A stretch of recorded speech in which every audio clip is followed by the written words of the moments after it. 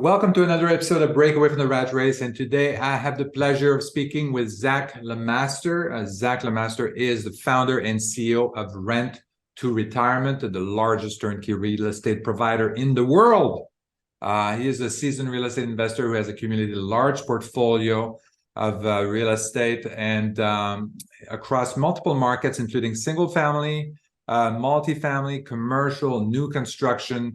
And Zach really started when he was a licensed optometrist.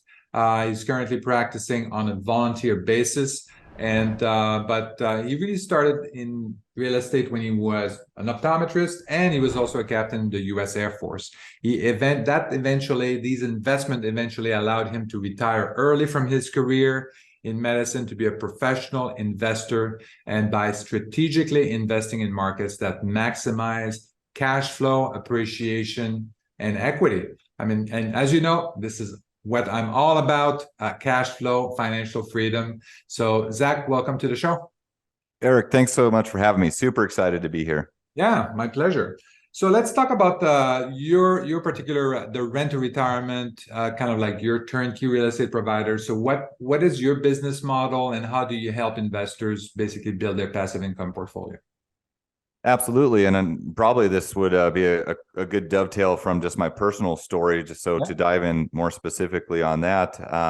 As you mentioned, and thank you for the very nice intro, we were able to retire from our career. When I say we, my wife and I, she's also an optometrist. We were able to retire from our career paths early in life, and still not because we didn't enjoy that, but just simply because we wanted to choose a path where we had more control over our finances. Yep. And now we're able to practice on a volunteer basis, and still do that as a passion. But we were essentially able to do that over many years of just buying rental real estate. And the catalyst to really expedite that goal was when we started to be strategic about investing in the locations, not just where we were located, but where we saw the best opportunity. And so over time, we're able to build a portfolio by essentially building teams and systems in place in the areas that we found to be viable investment markets.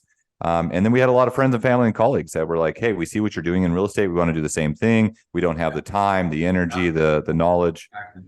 And they want to do, so that was a birthplace of Rent to Retirement, where we assist people in mapping out their investment goals and identifying properties in these markets with the teams that we've thoroughly vetted and partnered with to acquire their passive income portfolios. So we mainly focus on single family in the Midwest and Southeast.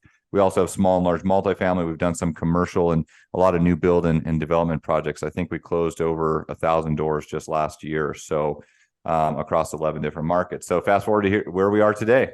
Yeah, sounds good. And so I think this is the first real issue that a lot of people have is the lack of time to go and do this investing. And this is why I think like turnkey, and I think you're on the same page on this, is that the turnkey rental investment is ideal for someone who doesn't have time to go and research the market, figuring out the team that's going to be on the ground and what to buy, and figuring all that out. The turnkey business, the turnkey rental providers, they basically accelerating the build of your passive income portfolio up to a point where you're able to be financially free. And then if you want to do it on your own after that, you can do that, but at least buy your time back. Yeah, I think, if you look at, and we've had the privilege of networking with and speaking with a lot of really successful investors.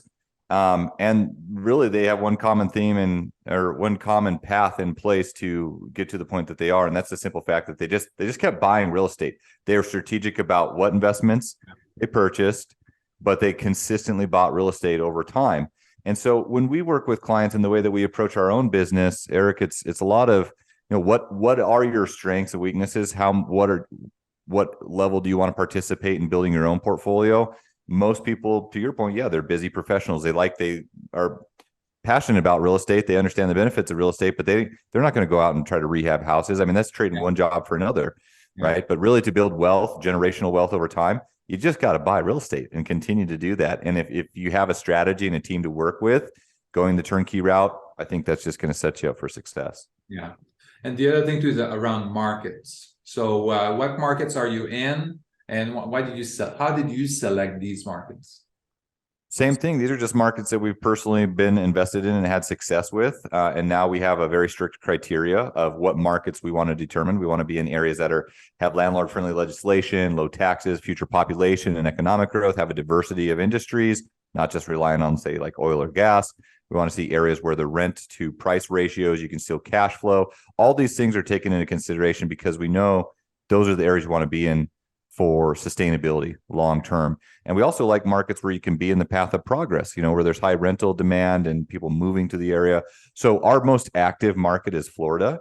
We're active, and a lot of that is new construction, but we work a lot in the Southeast, in Alabama and in the Carolinas, in Texas as well, as long as we don't have property taxes that are too high. And then the Midwest is kind of your bread and butter, B-class housing that's always going to have demand. So Ohio, Indiana, Missouri, Kansas City, Missouri is one of our top markets. So those are the areas we focus on. Yeah. So what do you tell a California investor who has like a condo that he's renting with negative cash flow, of course? So what do you tell these investors and convince them that, and you know what, you could do much better if you were to invest in the Midwest, for example, for cash flow? What are some of the objections you get, and how do you convince them to move to a different market? I mean, it really depends on their goals. I don't try to convince them of anything that would be counterproductive, to what they're trying to achieve. But I think the reality is like, hey, California's been a great appreciation market for many years, but it's really not bringing them any closer to their cash flow goals. Like at some point, it's great you've ridden that appreciation ride. Maybe it makes sense to cash that in and actually put it into. You can buy an entire portfolio in the Midwest for what that condo is costing you, and you can create thousands of dollars likely in passive income. And I also remind people that while they are invested in California and there's been high appreciation, like there are also markets where you can have your cake and eat it too. You can get positive cash flow and you can still have strong appreciation. Florida is a perfect example of that. And so it's just walking through the numbers with them, and then I think they see the light. Yeah.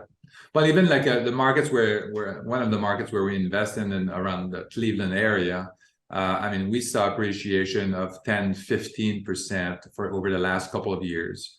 Like, is this sustainable? Is it going to be like that in 2 years? Probably not. But this is what we've seen in the last couple of years, and even during the pandemic. So it was great appreciation in these markets, and they were cash flowing at the same time. So that worked out. And people don't know that about the Midwest, right? I mean, that's part of the thing, is just being educated. The person that has that California condo, it's likely because they live in California.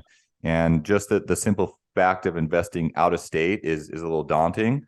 But when you're working with a team, like you or I have established, it just sets you up for such a higher propensity for success, and it allows you to take those first steps of investing out of state. Yeah. So tell us about your rent to retirement business model. How do you help? So what's the first step really that as an investor, like I contact you, and how does that work? How does your process work? How do you work with? How do you find the properties? How do you connect all the dots for the real estate investor? Sure. Yeah. So our goal is to assist people in accomplishing their financial goals through real estate investing, encompassing all the important aspects that you need to, because I truly believe that when you are buying real estate, you're building a business, and you need to approach it like a business. So there's certain things that are important as far as like LLC structuring, taxes, accounting, financing, just insurance. Like you need to look at, especially when you're diversifying across multiple markets, you need to be approaching it like a business from the beginning. And so that's really what we help people do. But ultimately, the first step is scheduling a consultation, reviewing their investment goals and criteria, providing some resources and education about some different markets and things like this, and then helping them through the process. Our investors on average are buying, I think last year we ran the statistic of 12 properties per person. And they have the goal that's on average. We have some people with over 50 doors in their portfolio, but the goal for everyone is to achieve some level of financial independence through real estate investing, and do that strategically. Yeah. We identify the teams in these markets based on a very strict criteria. We do some of our own in-house rehabs and sales too, but the majority of our business is looking at markets we like, and then building those teams in those areas, or partnering with those teams that we know are going to offer good product on property management, on the rehab or the new construction. We accept less than 3% of people we connect with in terms of like bringing them to our marketplace, because we have certain checks and balances and standards that they have to adhere to, because we want to do whatever we can to set our clients up for success. Mm-hmm. So you're working with turnkey providers, and then you're connecting the turnkey providers to the real estate investor, or these are how does the connection work with the actual market and the actual person on the ground? The first thing we do is identify the market. That is always the place to start, right? If we see opportunity in an area, and often we personally invested in this area for quite some time. And once we do that, we build a local team. If there's someone that's already operating in that area, that's rehabbing houses or building, because about half of what we do is new construction at this point. So these are either builders or rehabbers. And if there's not someone that we can connect with that we have confidence in, then we may build our own team from the ground up in that area. Okay. And then connecting with property managers, which, as you well know, is the biggest crux to making this successful long term. And then basically following their process. And then once we are confident in that local team, then they are able to, bring their properties to our marketplace for our investors to see. Okay. So you look at the market overall and you say, okay, well, Cleveland or St. Louis, this is a great market. I want to see who's there, who's an active participant, who does turnkey in that area, who builds new houses. And try to connect with them and see if there's some kind of synergy that you could do. And if not, or if you can't find someone, it's still a great market. You want to take advantage of that. So you're going to build a team. You're going to find a property management company, and you're going to build a team at that point that's going to work with rent to retirement very closely. Is that right? Yeah, that's correct. And usually we're personally investing and partnering with people for a good 1 to 2 years. Sometimes if we want to bring a market to the community faster because there's opportunity, we will. But the point is not only do we vet the people we work with, but we also want to have an established track record with them. Because that's when you truly know how people are operating, is when you've done business with them for some time. Mm-hmm. Are these properties, are they owned then by rent to retirement, or you kind of like a broker, or is it it depends on the market?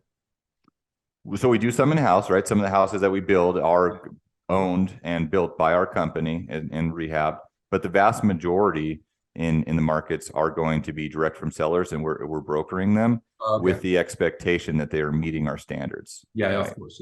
Yeah, because in the end, it's going to be rent to retirement. Its name is going to be on the line here, where you just like, you introduced me to this guy, and it's a horrible and thing, reputation is everything in this game. And I've worked very hard over the past decade to build the reputation that we have.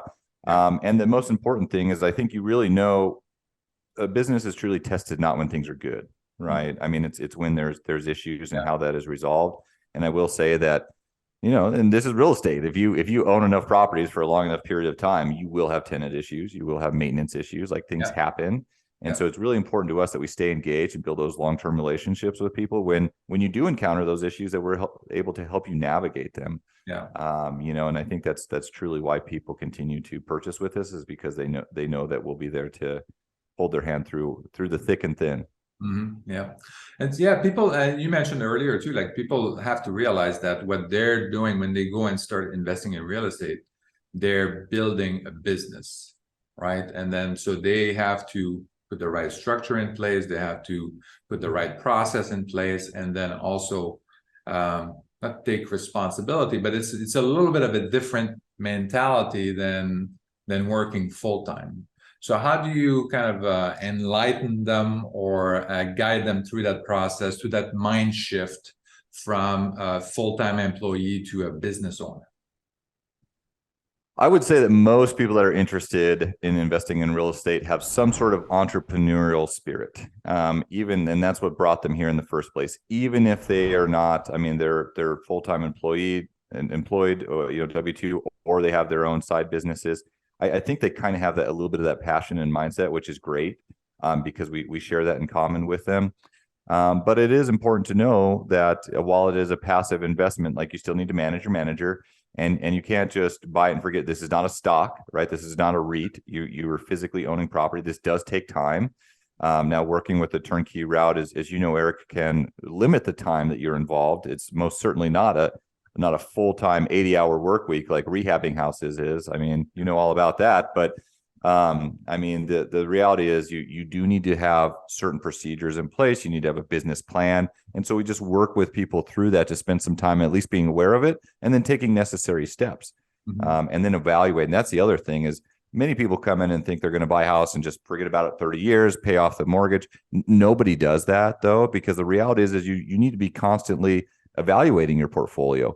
One of the best ways to scale over time is let your properties do what they do and build equity, and then 1031 and trade up and trade up. And that's how we've built a large portfolio to this day. So So a lot of people are concerned about the economy, concerned about the market. Is the market going to crash?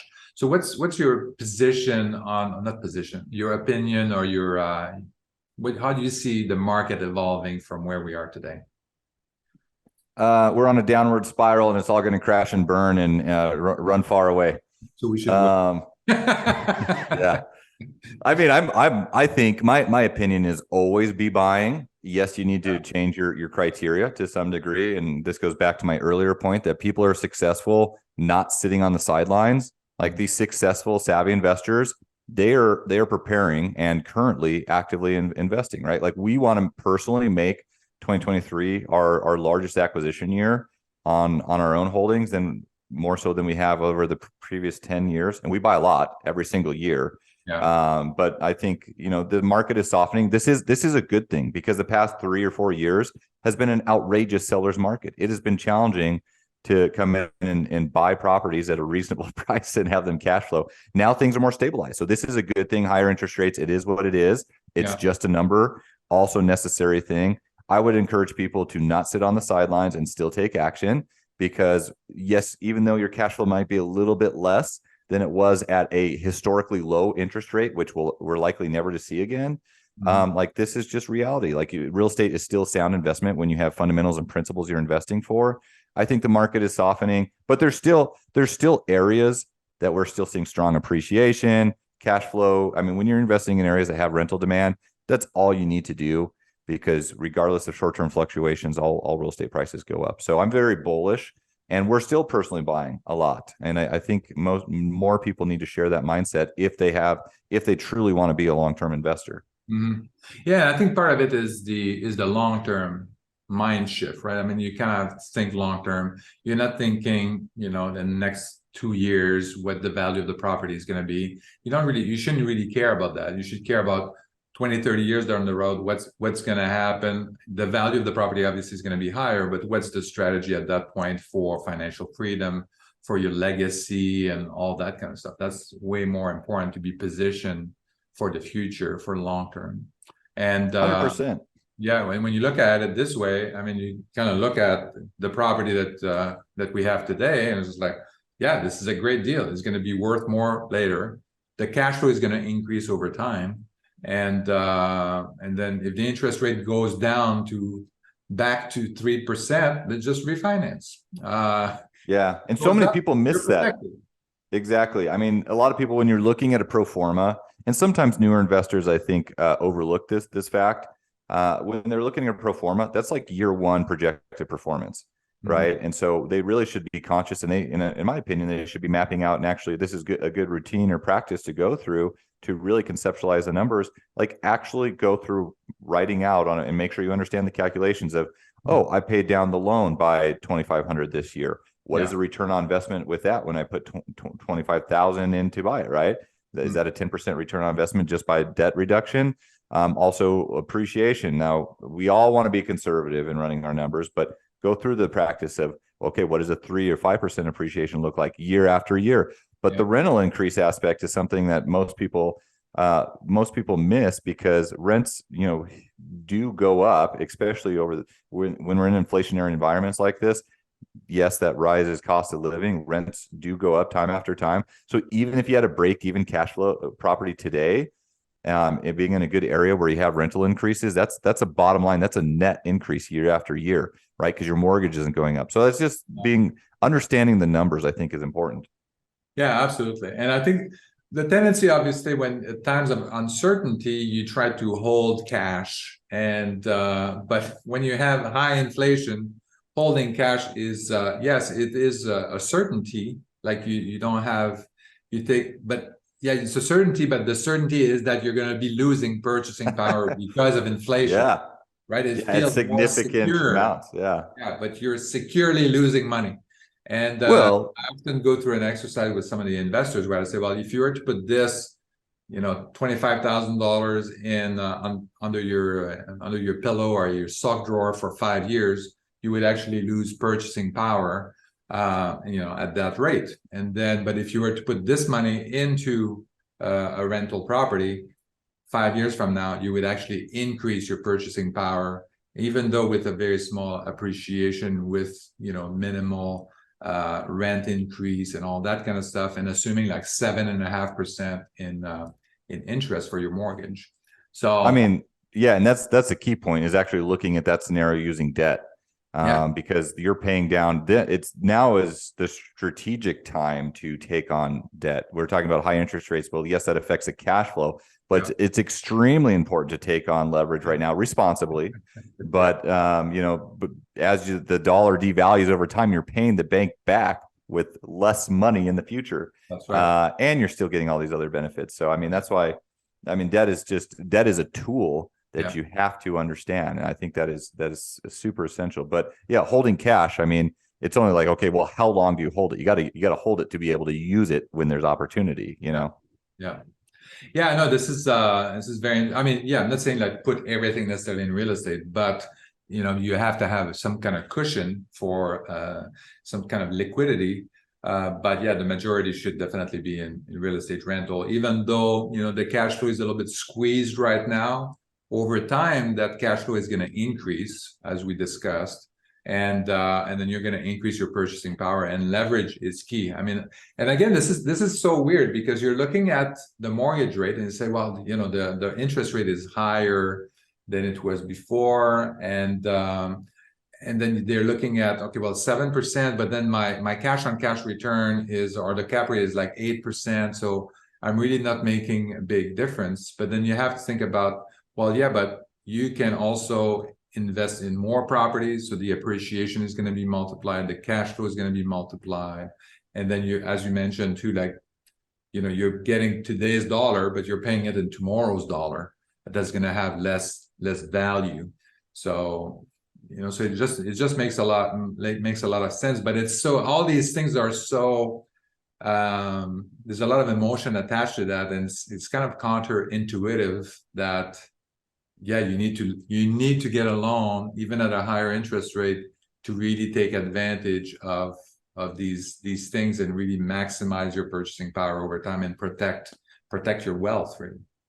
And I think in wealth creation and preservation is yes, what it's all about. And creating that legacy and generational wealth, and you do that over a long time of investing. It doesn't happen overnight.